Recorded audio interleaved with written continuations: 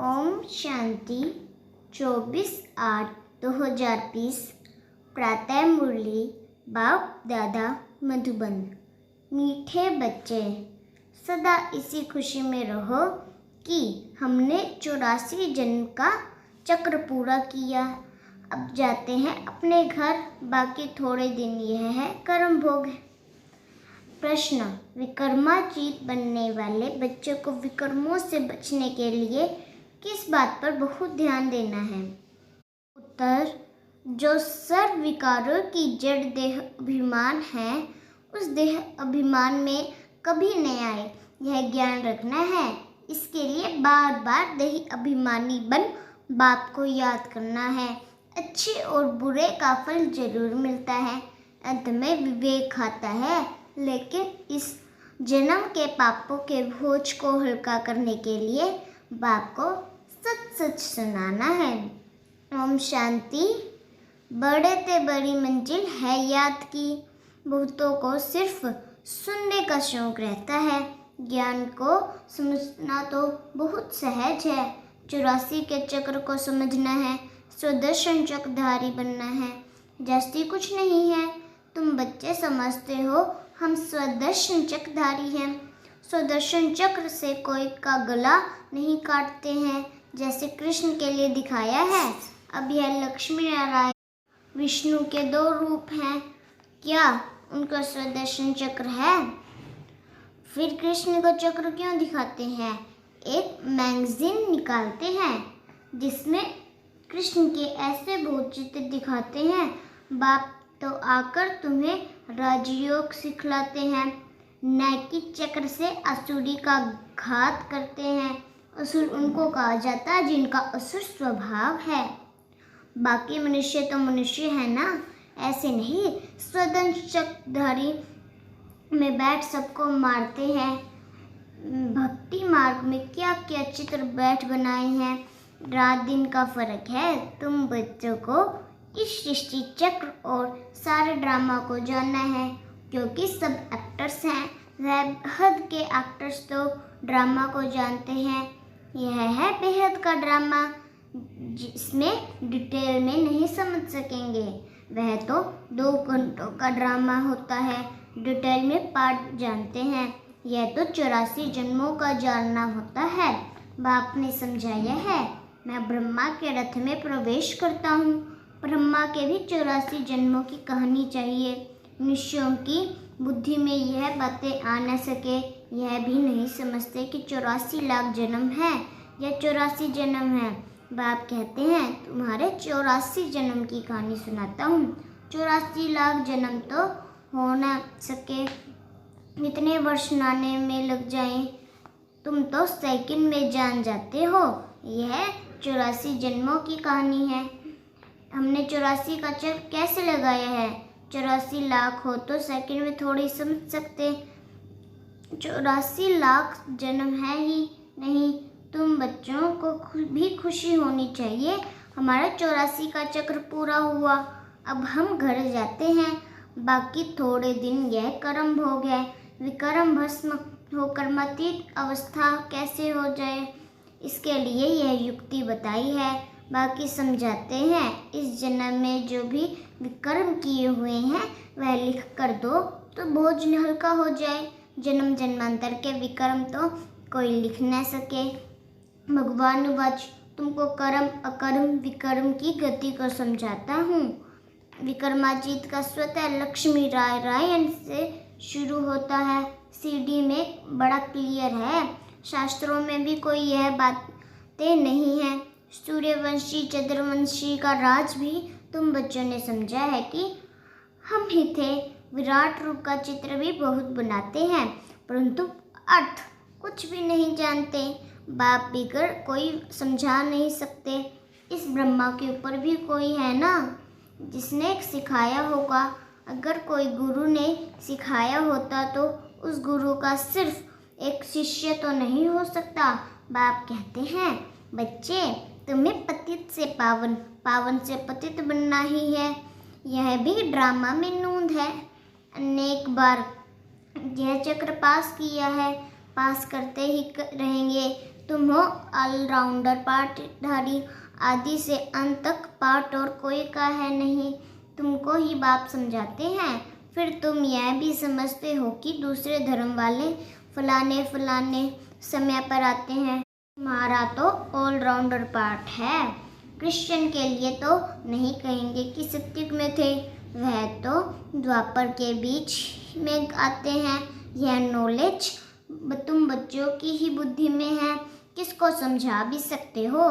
दूसरों को सृष्टि की आदि मध्य अंत को नहीं जानते, रचयिता को ही नहीं जानते, तो रचना को कैसे जानेंगे। बाप ने समझाया है, जो राइटिस बातें हैं वह छुपाकर एरोप्लेन से सब जगह गिरानी है। वह पॉइंट्स अथवा टॉपिक्स बैठ लिखनी चाहिए। बच्चे कहते हैं काम नहीं है, बाप कहते हैं यह सर्विस तो बहुत है। यहाँ एकांत में बैठिए, कर्म काम करो।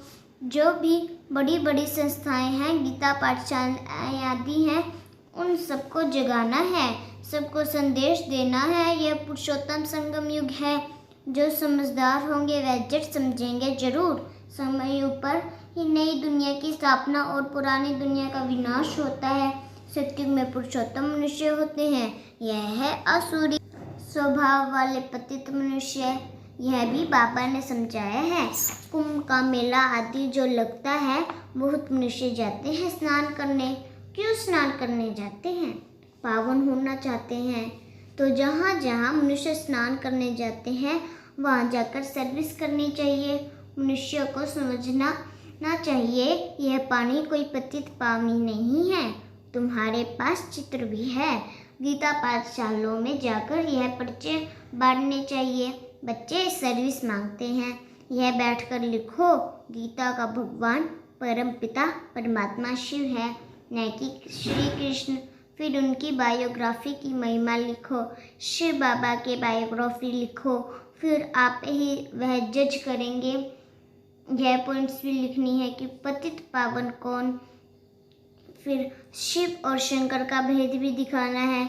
शिव अलग है, शंकर अलग है, यह भी बाबा ने समझाया है। कल 5000 वर्ष का है। मनुष्य 84 जन्म लेते हैं, न कि 84 लाख।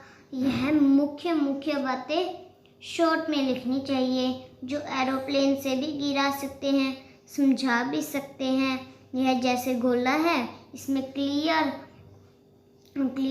है फलाने फलाने धर्म फलाने फलाने समय पर स्थापन होते हैं, तो यह गोला भी होना चाहिए। इसलिए मुख्य 12 चित्रों के कैलेंडर्स भी छपवा सकते हो, जिसमें सारा ज्ञान आ जाए और सर्विस सहज हो सके। यह चित्र बिल्कुल ज़रूरी है।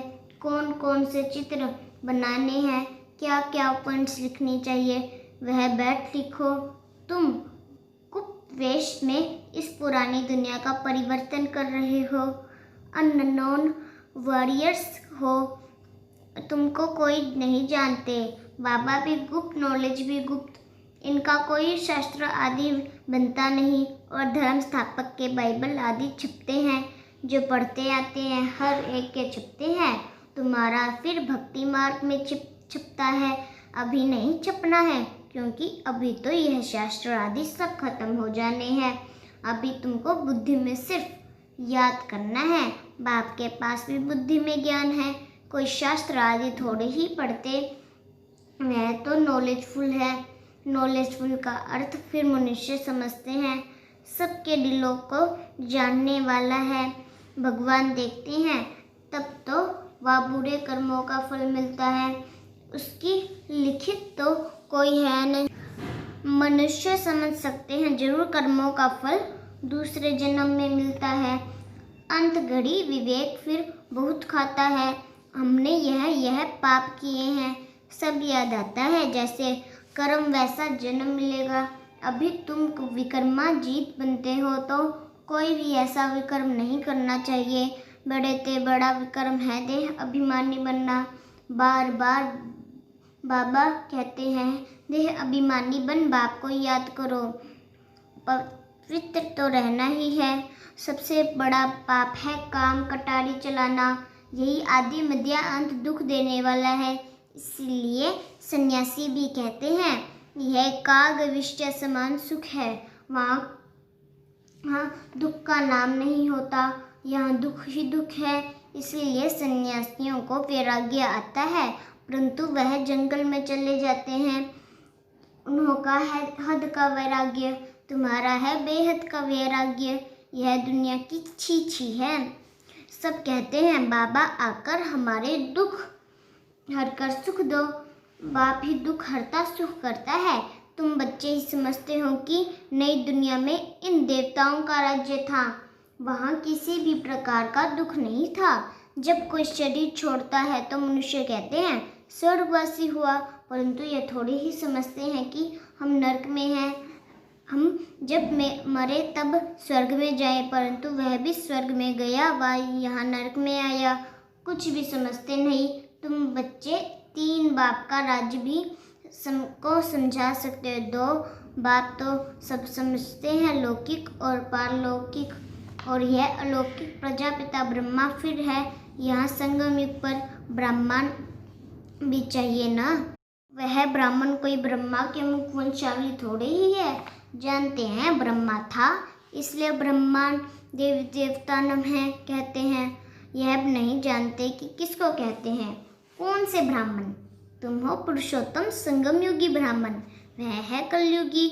यह है पुरुषोत्तम संगम युग।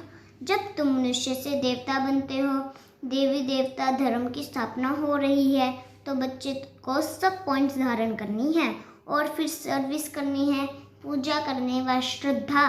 खाने पर ब्राह्मण लोग आते हैं, उनसे भी तुम चिट चैट करते सकते हो।